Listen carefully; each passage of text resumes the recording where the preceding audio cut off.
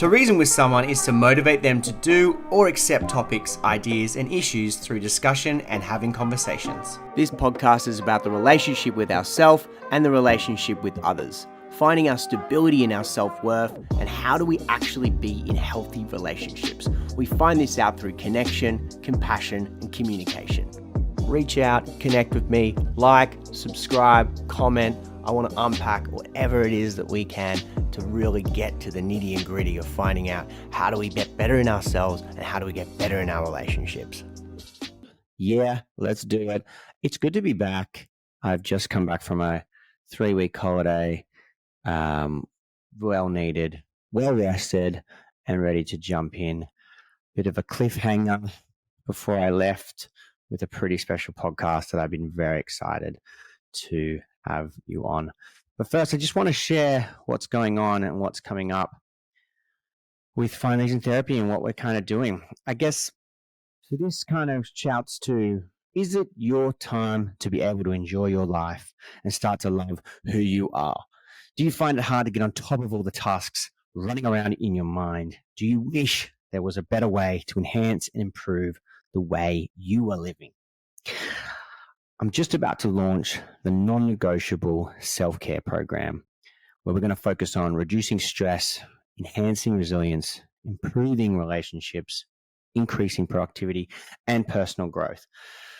At the moment, we are waiting to launch, and it is pretty much a community to connect with like-minded individuals, sharing our experiences and learning and witnessing from each other and within ourselves. We're going to start to prioritize our well-being and empower ourselves to live happier, healthier lives.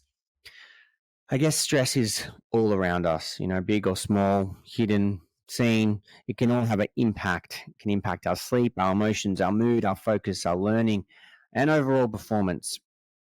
So what I want to do is start to unlock our full potential and come back to our foundation, our structure, and our routine, and ensure that the scaffolding is there so you can stand up and grow within yourself.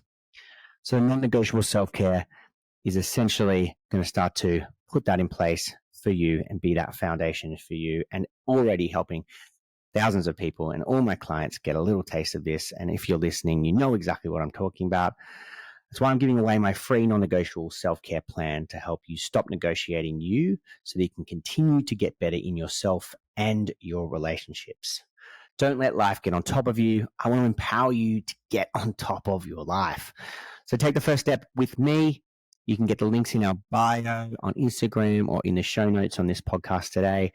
I really want to take you through this journey and start to be this accountable piece for yourself, and knowing that there'll be a community there to support you as well. So we got a Facebook page and we're about to launch. So come on in. It's free. Join now. Click now. Let's do it. Okay. I haven't done that on this podcast before. Thanks for staying tuned. So without further ado, let's introduce just the coolest guest that I've ever had on. Definitely my big old man crush. I've wanted and manifested and longed for this person to come on. So let me introduce Mark Groves, founder of Create the Love. Mark bridges between the academic and the human, inviting people to explore the good, the bad, the downright ugly, and the beautiful sides of connection.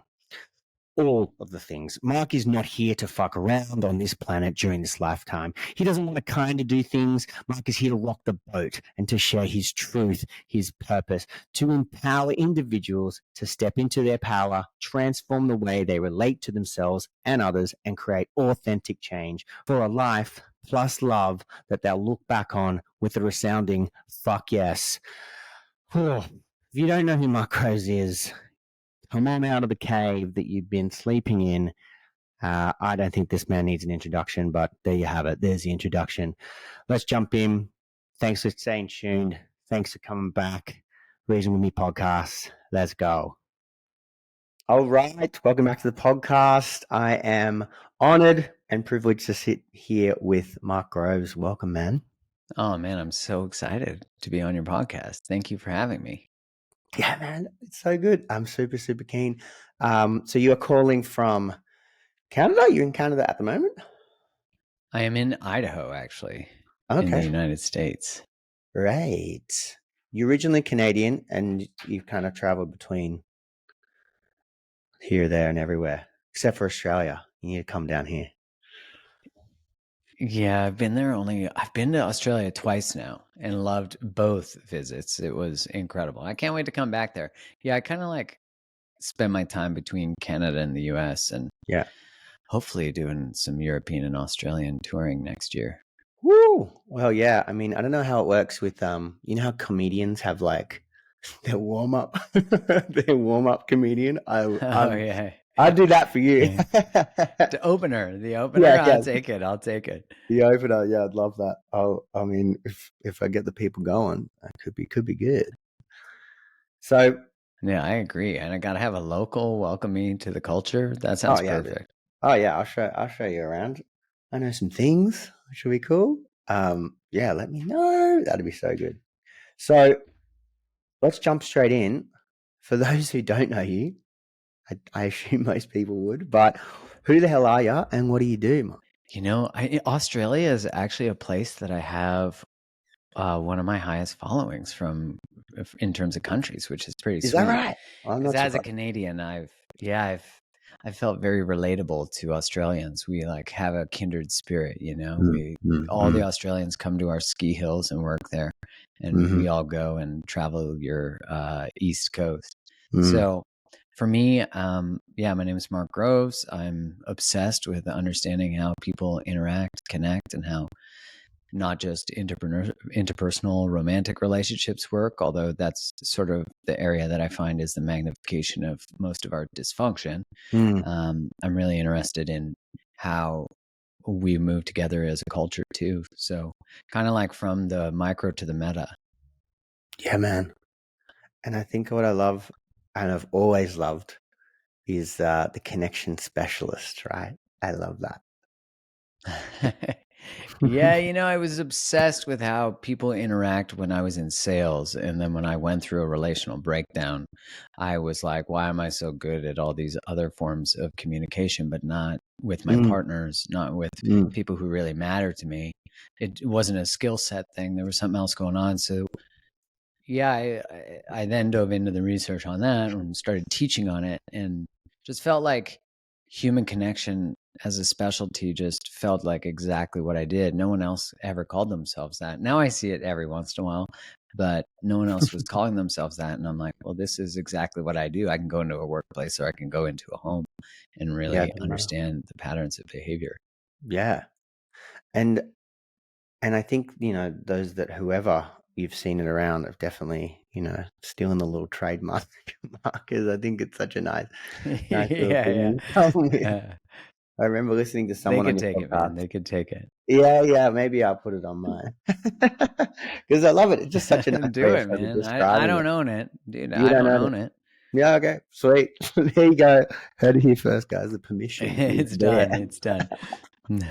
Um, well, yeah, man. So I guess that sort of thing, like you said about the relationships, right? Like you're a good communicator and everything kind of came naturally, but then you step into the, you know, the whoozy doozies with the relationship stuff and it becomes like everything falls apart. So I think one thing that I love that you said the other day, and I'd love to explore it more, is I guess would imagining kind of how it would start to come up to know that you're not that great at communicating or there's things going on for you. But when you get reactive, we get curious about that and then what that's about. And I'd love to kind of pull that apart a little bit because I think that's probably a nice way to kind of dive in is what maybe for you how that happened and when you were like, oh, okay, why am I not as good at relationship communication or connection as I am for every other part of me that can talk?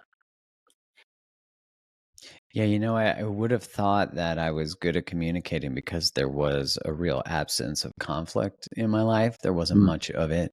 Um, if it was in the workplace or in a romantic relationship, I could generally handle it. But I was really good at flipping shit around too on my partners. So, often mhm, joke, my other buddy and I, one of my best friends, we were both in sales. We both worked at the same companies.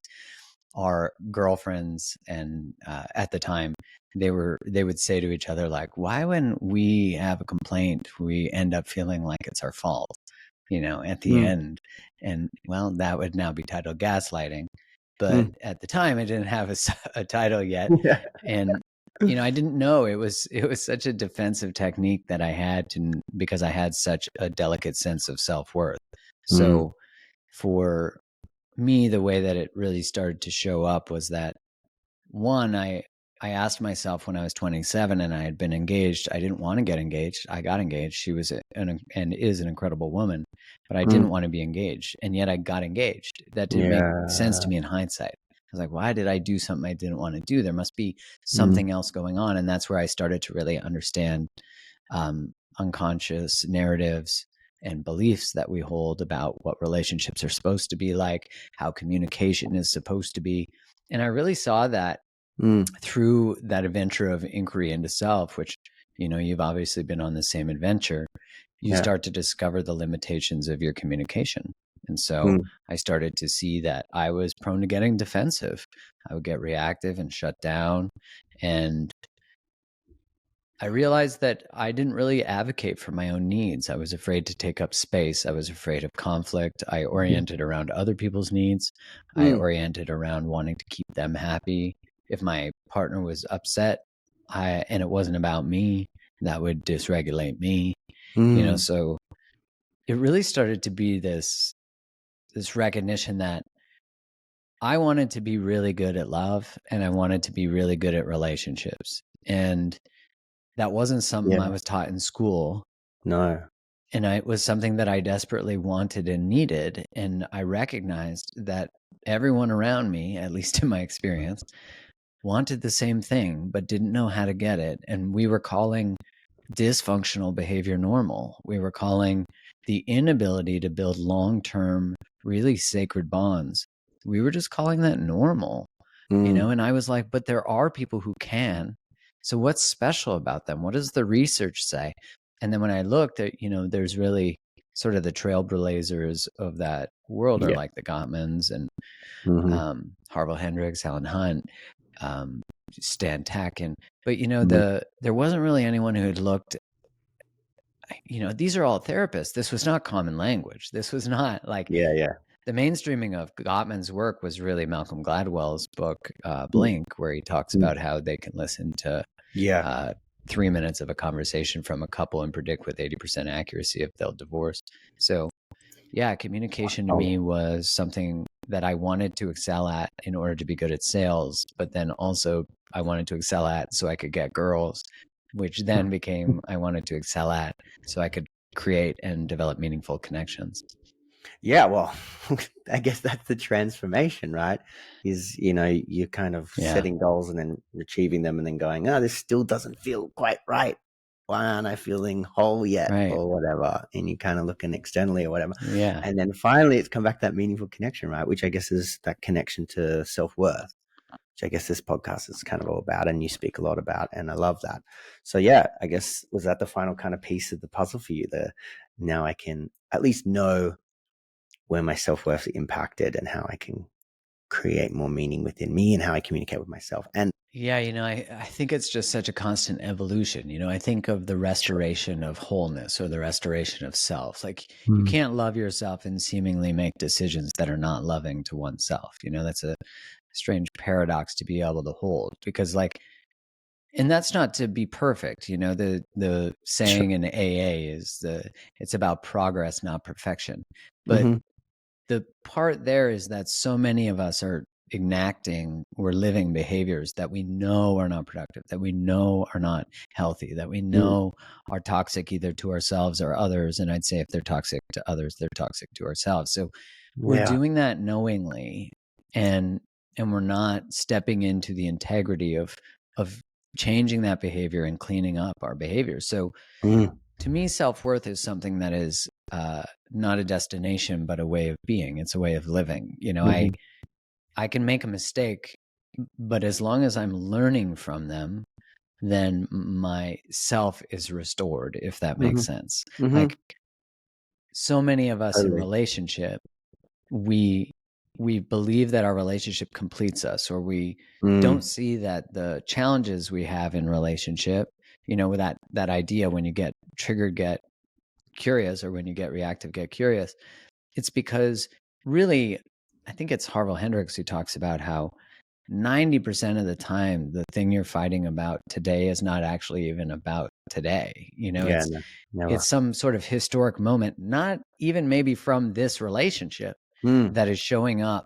And so, to me, these reactive moments are these opportunities to reflect on and heal things from our past that we're bringing forward. Because really, if you and I are having a challenge, we have a conflict, we don't have any history together that would dictate how that's going to go today. Yeah. But there really should be no reason I raise my voice. There should be no reason I get defensive. And so, really, we start to bring in these childlike adolescent behaviors. And you think about it, we actually regress back Totally. to the age at which we learn these behaviors, right? And I know, sorry, Mm-hmm. there's a bit of a delay, so I don't mean to cut you off or Yeah, it's anything. all good. We're good. I mean, I'm just agreeing with you. But yeah, that's the end of my rant. All right. Yeah. Fuck yeah. I love it. I think that what you're saying is like there's like we repeat what we don't repair sort of thing, and if we don't kind of do what Yeah. we need to do, it's gonna show up, and then we regress, and we end up, it's like wounded child versus wounded child in these teenage kind of reactions to each other. That, yeah, I mean, it gets really messy. And yeah, I mean, you're right. It's like what I would bring to the table if we were in conflict would be all my old shit. If it's big, it's old, or if it's hysterical, it's historical sort of stuff. Like, that would just be me getting uncomfortable in conflict and being able to not move through it. But I guess that's that thing. It's like, you want to change the model of the way that you relate or the way that you love, then you've got to kind of step into this idea that's like, I'm going to grow with you if I allow myself to be able to grow with you. Yeah. Mm-hmm. Yeah, it's so beautiful, because that's really the model of healthy relating. Is like, are we going to use the information of the way that we don't vibe? Are we going to use that as a way to grow, to change? Like, are we going to use the conflict that we have, which, most of us fight about the same shit? It's because it's never been resolved. And Yeah. if we can actually figure out how to hear each other, how to validate each other, how to change, then we can actually create relationships that are about, giving. I think of my partner as being like one of the greatest avenues to my evolution. She can see me in ways I don't often see myself, or I'm not ready to accept myself, or there's a behavior that I have that is just, it's in my shadow. I don't Blind. see Yeah. it, but she's able to reflect back to me. Right. Which I don't always love what she reflects back. Most of the time, I don't love what she reflects Yeah. back to Yeah. me, Yeah. but it's liberating in so many Yeah. ways. And I guess if you don't allow that feedback, or you don't accept what you're willing to kind of grow through, then you're just going to come stagnant, and then that's where the conflict is going to keep coming back to you. But I think you talked about it really nicely the other day, where it's like, we will shrink our own desires and our wants and needs in order to keep kind of people close.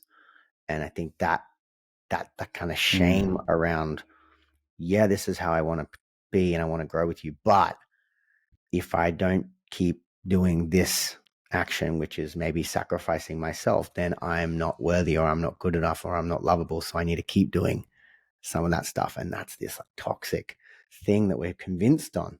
Well, yeah. And the irony of that is we get to be the martyr and the victim, because I get to often what you'll see is people blame their partner, or they blame their parents for the inability to accept their bigness. But really, when you haven't expressed your bigness, when you haven't expressed your voice, it means you haven't accepted it.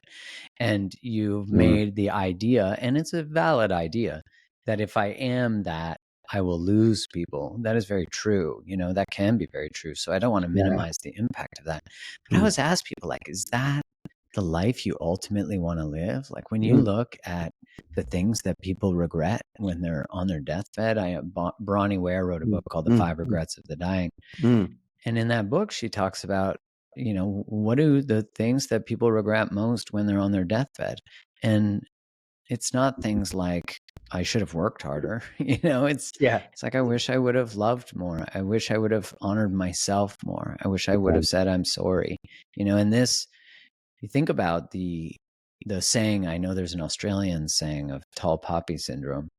And you think about what that saying really indicates is like, this person is getting too big for the group. Like, let's cut them out. Let's cut them down.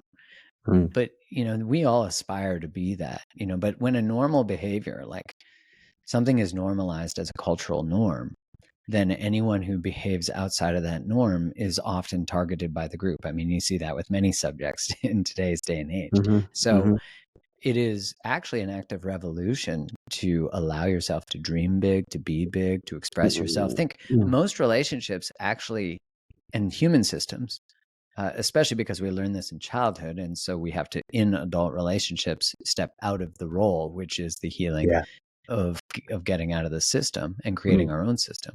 But it's like, we learn to orient around dysfunction. We learn to orient around the narcissist, the alcoholic, the addict. We learn that. And then as adults, we wonder why we are not liberated. We wonder why we're not speaking. We wonder why we don't pursue our dreams.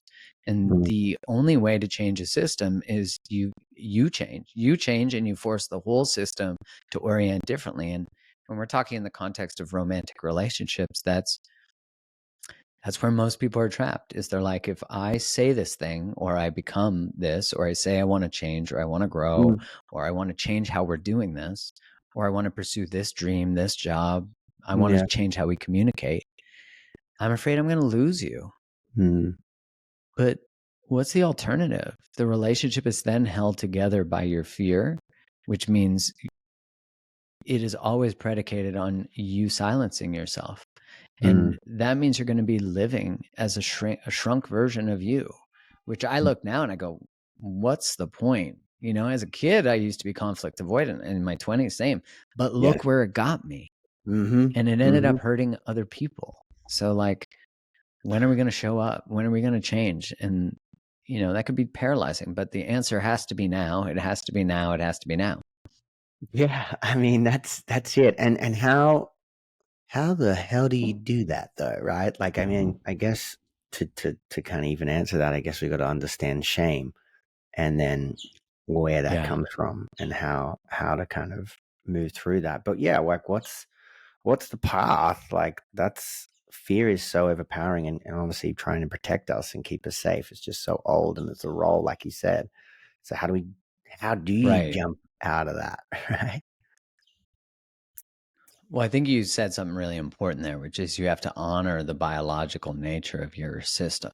If I go and take someone who grew up in fear, was shamed, and I say, just leap off the cliff and become everything you've always wanted, I'm not taking into account that they likely don't have the nervous system capacity for that level of uncertainty.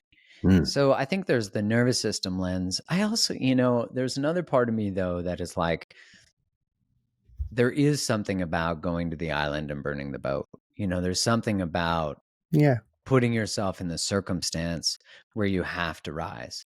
And for some people, that's not going to be a tolerable step. That's going to be too dysregulating. But I'd also say that for some of us, it's the excuse, it's like, there will never be the perfect time. There will never be the perfect circumstances. I think the most important, like you come back to, or you mentioned shame. Yeah, I mean, it keeps us stuck, right? It keeps us frozen. It keeps us from creating. It's this constant thought of like, something is wrong with me. Like, I'm flawed. I'm defective. But if we don't actually step into what we desire, believe, feel, think, then we are actually reinforcing that we're flawed. So the way through that is to begin to take small steps. They talk about, I know it's in Jordan Peterson's book, The 12 Rules for Life, but that's not actually where I heard it first, but it's about making your bed. Yeah. There's a saying that, very good. right, you know what I mean? Yeah. And there's a saying that the opposite of trauma is choice. And so the reason that making a declaration like, I'm going to make my bed every morning, it seems so seemingly small, but It's actually such an act of self-trust to say you're going to do something and do it. Yeah. And so most of us do not keep our word with ourselves. And so when we can start to do that, we build up like a fuel tank, a resilience. And all of a sudden, we're now creating this new version of us that's reliable, that realizes that I show up for me because I'm not flawed. This is the reaffirming of my wholeness. And yeah, to me, that's kind of like the most important aspect of it, is actually starting to restore integrity with oneself, with our own word. And then from there, like, look, most dreams are going to sound crazy to people who don't pursue their dreams. Like, that's the thing. If you hang around with people who have never jumped, who have never leapt, who have never quit something, who have never started something, who have never claimed their own truth, their own voice, what their soul is calling them towards, stood up for themselves, you're going to be surrounded by people who are not living the thing you desire. So surrounding yourself with really expanded people who are already living the values that you desire, that's where groups come in, like hiking groups, music groups, sewing groups, I don't know, any kind of group where you can find like-minded people. That's why AA is so powerful. I mean, that's the power of connection, right? I mean, that just brings everyone together and go, Yeah. hey, I got to be accountable with me, and that's me. I guess showing up is a choice that person makes, which is them kind of committing and having accountability and self-trust, like you said, and that honoring of them. But then they get held in that because there's like 50 other people that have done that for themselves as well. And then you just sit in that. Right. Which is beautiful. Yeah, you surround yourself with people who have completed the mission, the one that you're embarking on. And so, like, who better to be around? Because energetically, you're feeling aligned. You can feel that you're starting to learn their micro behaviors. And so you start to model them. I mean, there's so much. You start to regulate your nervous system with them for possibility and potential instead of fear. So, there's all these things that are happening on another level, on a cellular level, that you might not even know are happening. Some people might say on an energetic level, in a different dimension. It doesn't really matter how it's happening. It's fucking happening. And you can change your life because you surround yourself with believers, Yeah, I mean that's kind of what I'm just like constantly coming back to. Like, obviously, I'm like a trauma specialist, right? And I constantly working with people's deep-seated shit and wounds and unconscious and all the old. But at the end of the day, it's about that. What are you doing every day throughout the week for you consistently, that is you setting boundaries with yourself when you go and do something like make your bed, or something non-negotiable that is like, I have to go to do this thing, which is like yoga, or get to sleep on time and get my 8 hours of sleep. Like, this is why I have to do this. And when I do this, it's me setting boundaries with myself, and it's me proving that I am worthy and good enough just to be here doing this for just me, no one else. I think that's what it all comes back down to. And you're kind of saying the same thing, which is great. That's the way. Yeah, that consistent showing up for yourself instead of pursuing other people to show up for you. Instead of seeking unavailable people who keep reaffirming your lack of worthiness, or like, when is enough enough? And I've seen people make radical transformations in their life when they just decided that they were done with whatever the talk. I mean, I've done that. It's like, I just can't do this anymore. I've hit the end, and I know that the further bottom is not good. It's way more devastation. It's way more pain. And for some of us, we need to get there. But, I think we all need to ask ourselves, because almost all of us will have a behavior that's kind of creeping in, that we're like, ooh, how do this is actually starting to dig at me. And that's the part of being a human. It's not about like moralizing or seeking moral perfection.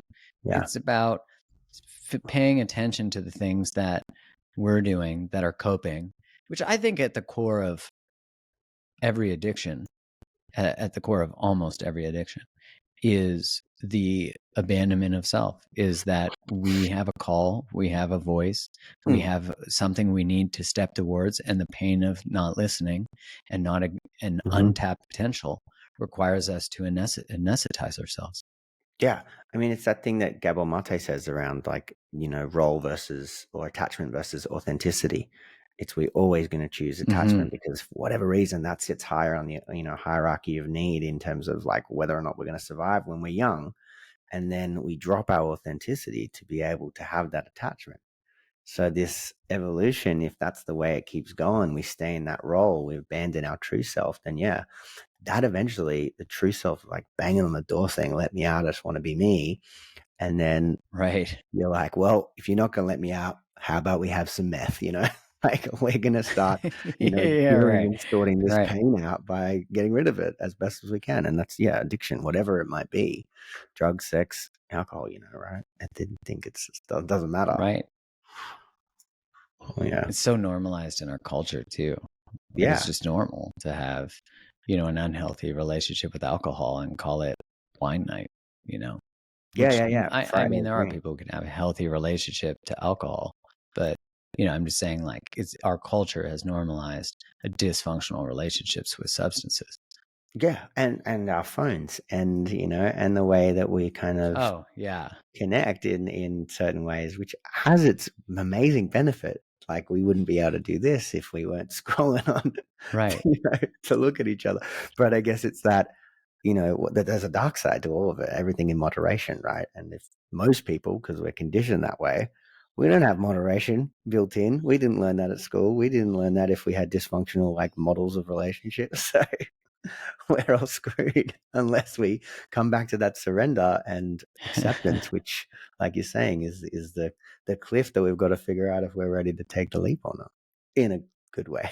Yeah, I think it's important that we all just recognize, like, there is no possible transformation that occurs without telling the truth about who we are. Like, it just can't.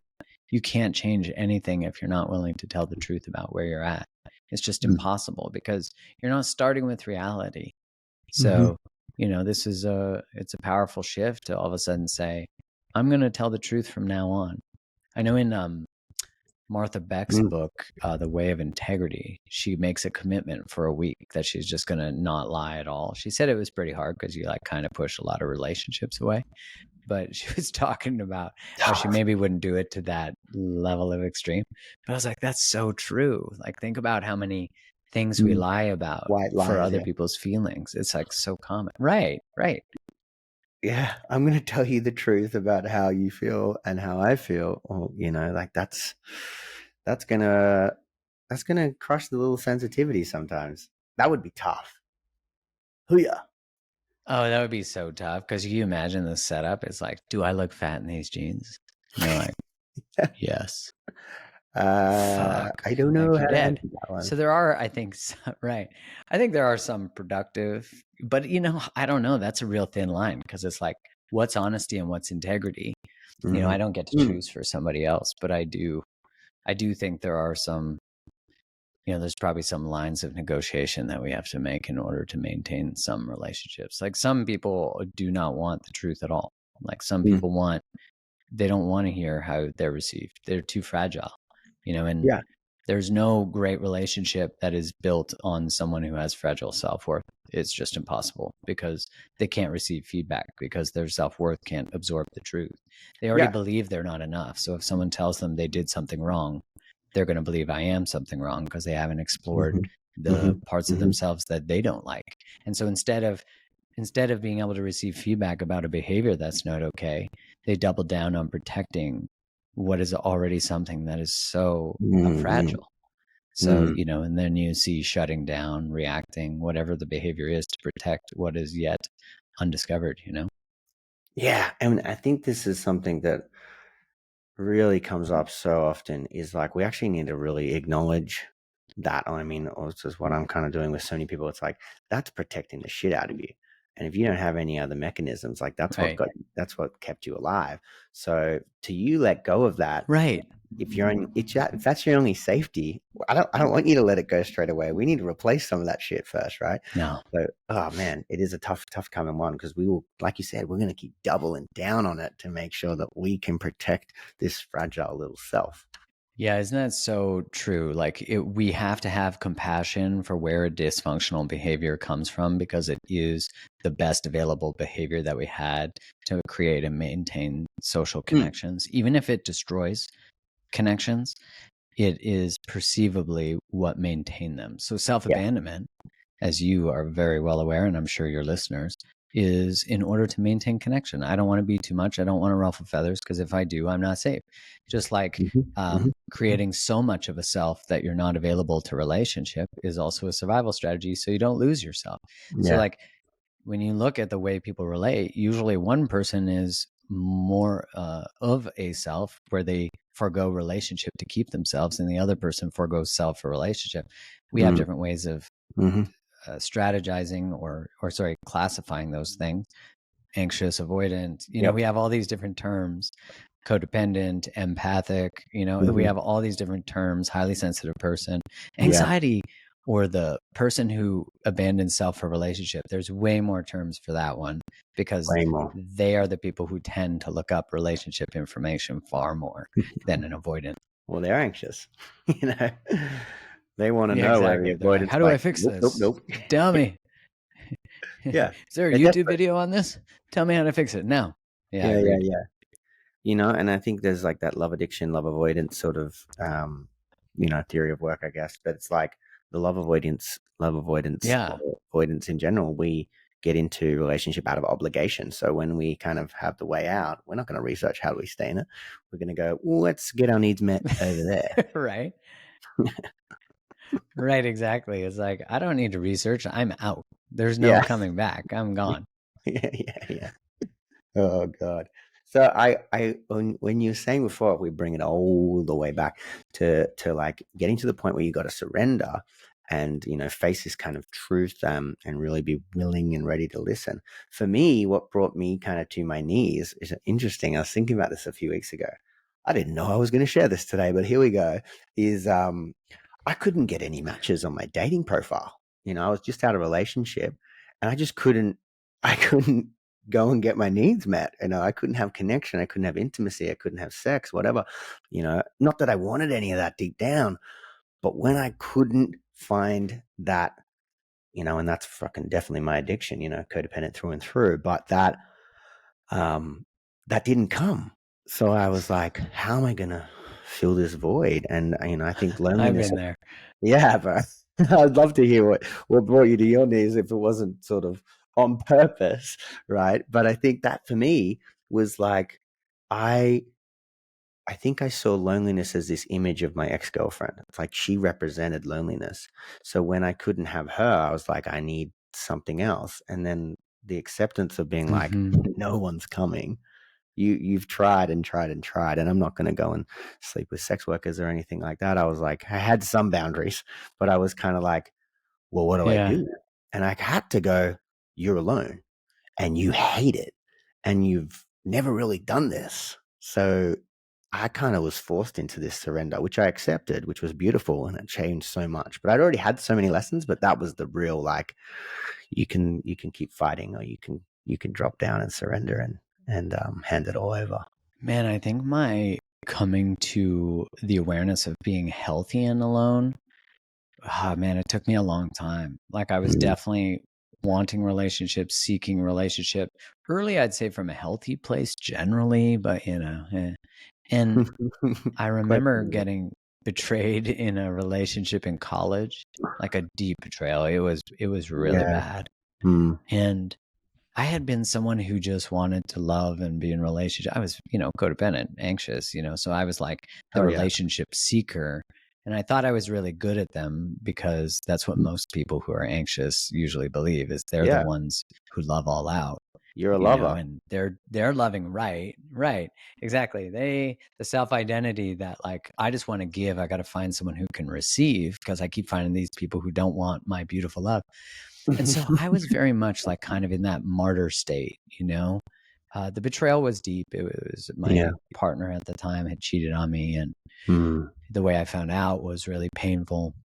But I left because we don't teach people how to explore endings and how to explore pain, betrayal. I was ashamed, embarrassed that my partner had cheated on me. So I didn't have anyone, and I didn't allow anyone. So I don't want to say there wasn't anyone available, but I didn't know how to be with that level of devastation and explore it. I changed how I oriented to relationship really differently. I went from chasing it to avoiding it to really rejecting the idea of marriage, rejecting the idea of relationship. I found that I then sought short-term relationships because I could control the depth of intimacy. Like I could be the one who gets to say, I'm not looking for anything. I was honest about that up front. But I really wanted connection. And so what would seemingly happen is the women would experience me treating them like a girlfriend, like a significant other. But as soon as they were like, I like you, what are we doing here? I know it's supposed to be casual. I would run for the hills because I had not processed that unconsciously after that betrayal. I had created the narrative that when I love people, they betray me. And so, or when I let people love me, they destroy me. And so, because I hadn't explored that, and I made that betrayal mean I wasn't lovable and that I didn't have choice or discernment, I avoided connection and love. I didn't let someone love me for years and years. And I was in relationships in that time. That's the crazy part. But I ran from every woman who could choose me, you know? So I really relate to what you're saying. Because when I finally got alone and was like, who am I? That's when I was like, oh my God, I haven't known who I am since that day I was betrayed. Like I've been running this whole time. And that a bunch of grief hit me all at once. And you know, it's ironic because I got out of a relationship that I entered very intentionally after asking all these questions. And I tried to install like a Tinder Bumble, you know, on my phone. And I tried to enter the casual encounter phase again, just to cope with the level of pain I had. But the universe was like, you ain't getting none. So I was forced to sit with my shit. So I was laughing at what happened to you because the universe was like, not this time, bro. Like you're beyond that coping mechanism. And so, you know, I had to learn the value of aloneness. Oh my God. That's when I read the book Love, Freedom, and Aloneness by Osho. It's one of the most powerful books I've ever read. I haven't heard that one though. I mean, this is added to the straight fucking truth. list. That guy. Love that. So, I mean, I'm glad you can relate. I didn't think that happened to anybody else. Good-looking men not getting matches on dating profiles. I was like, what the fuck? Yeah, but universe was like, what is wrong with me? yeah. It was not helping the shame message. That was for sure. It's like, I can't even. I was doing these ones. I was swiping right as fast as I can just to see if the algorithm was like, I've been shadow banned. Like there's something that the app's broken. And I emailed them. Shadow banned on a dating app. Yeah. I got defensive. And that was, you know, part of my destruction. Did you actually email them? Yeah. That's amazing. You have to do a whole you got to do a whole podcast episode just on your own about the adventure of like how deep you went in denial to not sit with your aloneness. Man, that's a powerful story. That's a good one. Yeah, I mean, what I did instead is one of the podcast guests that I've had on was fix your dating profile business. So it's like, use me, which is valuable. Very. It was. Yeah, exactly. Funny. But yeah. Look. Yeah, I like that you can relate to that. That's really cool. But yeah, I mean, that's a lot of the time. It's interesting because for me, I like you said, I was still dating. I was still trying to, you know, and I thought I was really healthy. You know, like I think in all my adaptive ways, I thought adaptive was healthy, but it just wasn't wounded. Does that make sense to you? Yeah. So it's like that reality for me was really just like, you know, I thought for so long that I was starting to love and be loved and do all these nice things. And I was like, yeah, I got this time. And yeah, I just kept learning and growing and I will forever. But I guess there was so many moments where it's like, you just haven't quite surrendered. And yeah, I mean, this is the thing. There's going to be moments and invitations that bring you to your knees. And it's whether or not you take them and sit in it, which is really overcoming the fear, which I guess this is what we're kind of talking about is how do you feel the fear and do it anyway, sort of thing. Yeah, I think when we talk about like what are all the things we can do to finally change, and you touched on connection and the power of connection, and I think community, because what it does is we start to resource from other people. Like we know that, hey, I have someone who's sitting beside me when I enact the boundary. I have someone who's supporting me, that they're not going to let me date unavailable people anymore. I have someone. And so we have these resources of people who will tell us the truth. Most of us avoid people who tell us the truth when we don't want to confront it.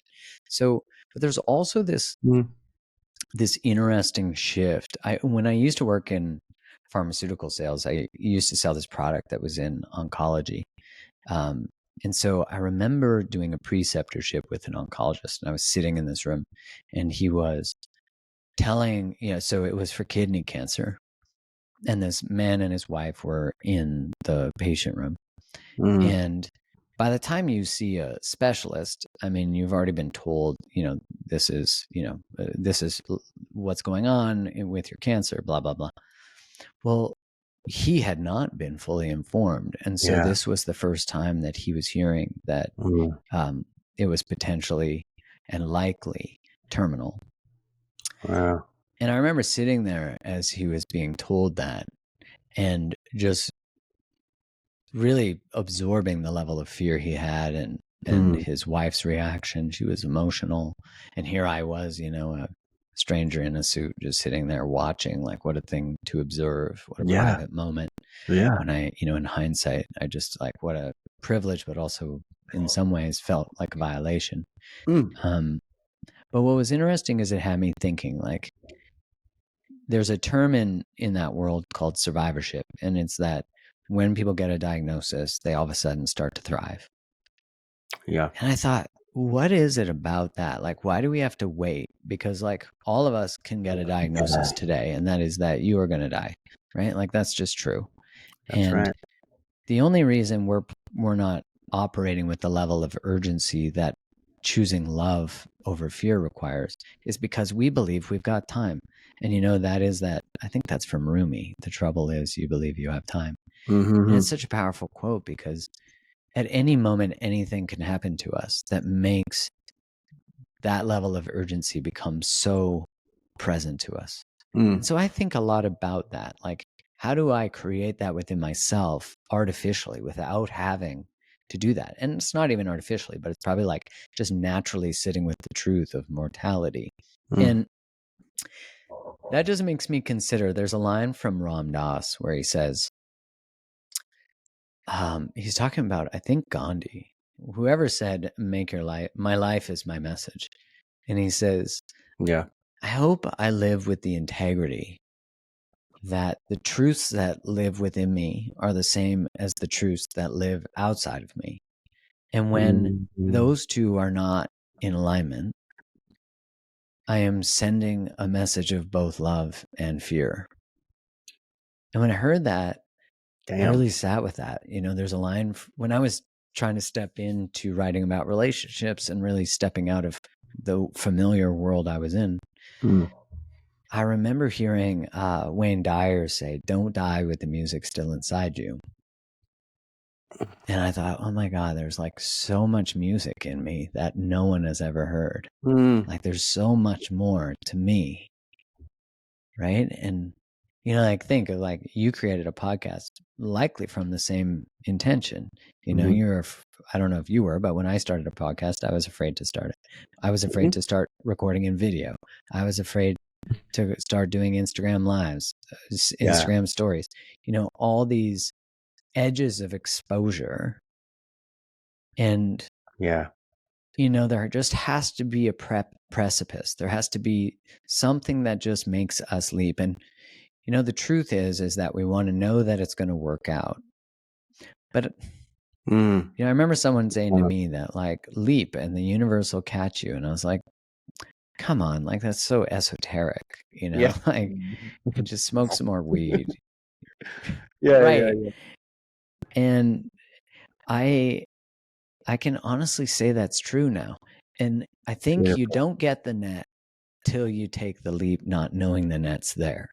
And that, for me now, even though I'm still always kind of living that leap and getting afraid and staying in familiar patterns, Yeah.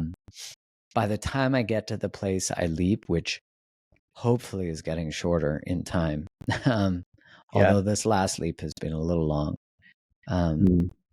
I just hope that I keep learning that that's how the universe works, you know?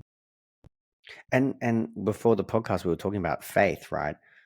I mean, if anything, that is just a beautiful message of faith. It's like, if I can trust in me and then trust in that, then I'm unstoppable. You know, I live with worth. I can create my own power. You know, I can be worthy from within. Like, that's incredible, man. I love that. You know, you make your own net, right? Yeah. Actually, you know what? That's beautiful. Like the level of reassurance, like, you got you. And I think in romantic relationships or relationships of all kinds, there has to be a knowing that in the possibility of friction and someone not agreeing with you or someone not choosing you, that you got you. At the end of the day, deeply embedded in yourself. Now, granted, for healthy relationships to thrive, the answer to that question about other people has to be yes too. Like, if I really needed you, would you be there? But how often is the answer yes about another person, but not yes about ourselves? Totally. And it's always that walk-in contradiction. It's constant. And, you know, my mind flips on it so much. It's like, you've got to love you before you can love someone else. It's bullshit, but it helps, you know. But that's the tricky part of it all. It's like, how do I have me? Because if you leave, I want to know that you're not going to take all of me with you. I want to still be able to have me. You're the icing on top of my cake, but I use my own ingredients for my own cake, not you as one of the main ingredients. Yeah, I like that. I like that analogy or that metaphor, because it really is so much like they're going to contribute to your life. They're going to contribute to your well-being. You know, being in healthy relationships, regardless if they're romantic or not, is actually one of the greatest predictors of your health. So, Exactly right. Yeah. The idea that you have to love you to love someone else. I think that the ability to receive love is like a chicken and an egg thing. It's like if someone tells you they love you and they sincerely do, but you don't love yourself, you'll believe that you're a fraud. You know, you won't believe them. And so it actually, that type of love can be the invitation. Sometimes we lose that kind of love to realize its value. You know, we cheat on someone like that. We reject them. We betray them. We get reactive. We push them away. We sabotage it. And we might regret that, but the real regret is not actually turning and orienting towards love differently and learning the lesson from loss. Man, loss has so many lessons. Yeah. Especially loss of self, right? Because I think there's so many things that I was grieving. And I think it took me a while to figure out that I was grieving how much I lost of me when I would have a breakup. Like, I let so much of that be me, and that, you know, like the whole, like, I'm not whole unless I'm with you. Like, I'm not complete, or the one is sort of someone I've got to go find. Like, I didn't realize how much I lose me and how much grief there is around that. And that, yeah, I guess the next beautiful relationship, like the relationship I'm in now, it's like, that's the vehicle for me for kind of making that growth, seeing it happen. And like you said, you know, there's so many songs I haven't been able to sing, and now I'm like preaching, you know, top of the mountain sort of stuff. And it feels good. It feels really good. So yeah, I mean, we grow and thrive in relationships if we let ourselves, and we kind of are willing. But yeah, we got to get there.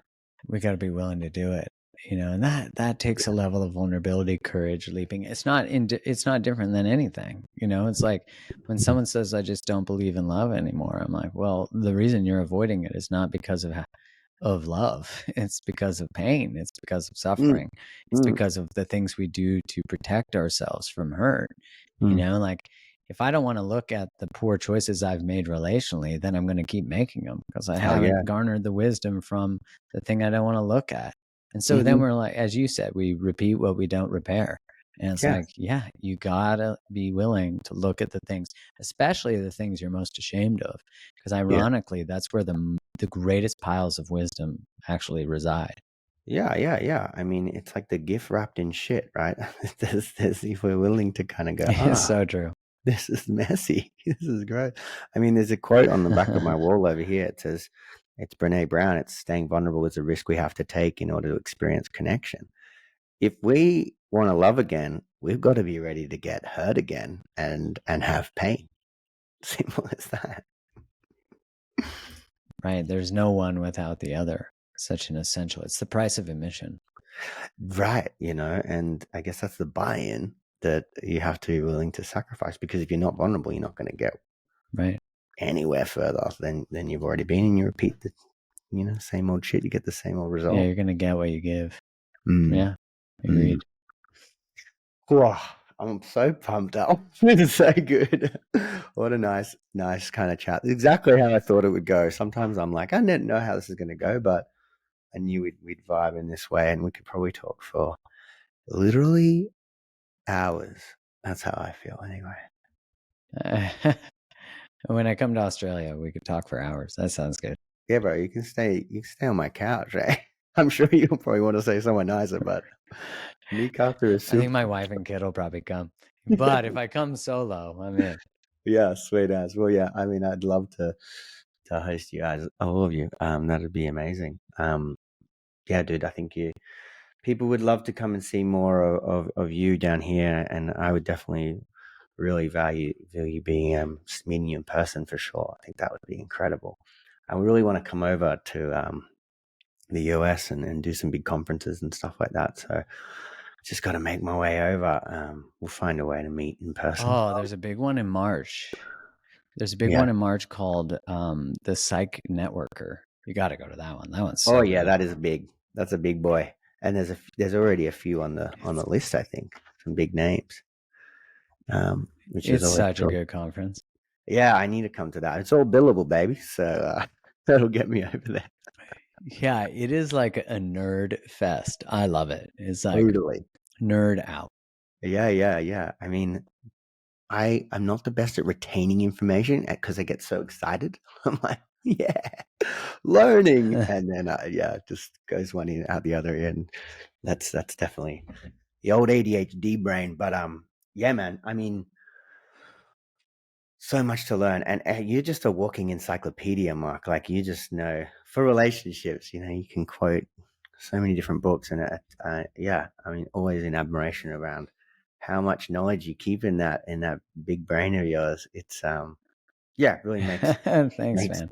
the time even more special. So look, for those that kind of aren't following markets or know what's kind of going on for you, where can they find you, and what's kind of next, or what's on the cards for you? Yeah, so you can find me on Create the Love on Instagram, also createthelove.com. I have courses like my Dating 101 course is really about taking dating and turning it into a transformational, empowering, healing process. And then I have one on breakups that's about taking a breakup and making it the best thing that's ever happened to you. And one called Rediscover Your Wholeness. That's really the process you and I are talking about today. They can find all that at createthelove.com. The next mission, oh man. Well, I'm about to amalgamate Create the Love and It's Mark Groves. It's Mark Groves is my account where I've more spoken about the cultural happenings of what's happening in the world today. And I have a podcast called the Mark Groves Podcast, and where I've been doing that the whole time there. So I've really felt like a little split in how I want to express and who I want to be. So those two are coming together soon. So that's really exciting. Yeah, that is exciting. It feels like a coming back to center for me. Yeah, it feels good. Yeah, well, I mean, I love that. I mean, you got to practice what you preach, man. Come into alignment, right? So I think that'd be a cool amalgamation, or whatever that word is that you said. It's a nice one. Coming up. But yeah, that's like this cool sort of thing, because it's all of you, right? And that's the whole point. Your authenticity is what makes you, dude. Yeah, the totality. And if I like stay split, I stay rejecting that it's all together. It's all the same thing. So, it was a necessary split, like all splits are. All trauma splits are necessary in order to survive. So Survival, man. this one is coming back and embracing and seeing what we can do united. So I'm excited to see what that means. Well, I mean, it all comes back to the same collective, same community, same connection. And, people are going to not like it or they're going to like it. It's like, this is my boat. You can join it. Plenty of boats, Exactly. You want a boat that makes you feel good all the time? Not this boat. Yeah. Conflict is recovery. Conflict is progress. I love it. So we always need a little bit of that. All right. Well, thanks for having me, man. I really appreciate it. Thanks for trusting me with your audience. Thanks for everything. Thanks for your support. You've been incredible, and I love what you're doing, and really enjoyed our conversation. Yeah, I loved it, man. I loved it too, and it's such an honor to have you. And I can't wait till it all comes out. We can share it with the world. So appreciate it, and we'll talk soon. If you want to find out more about how therapy can help you kick some goals, go check out findreasontherapy.com.au or the Find Reason Therapy Instagram page.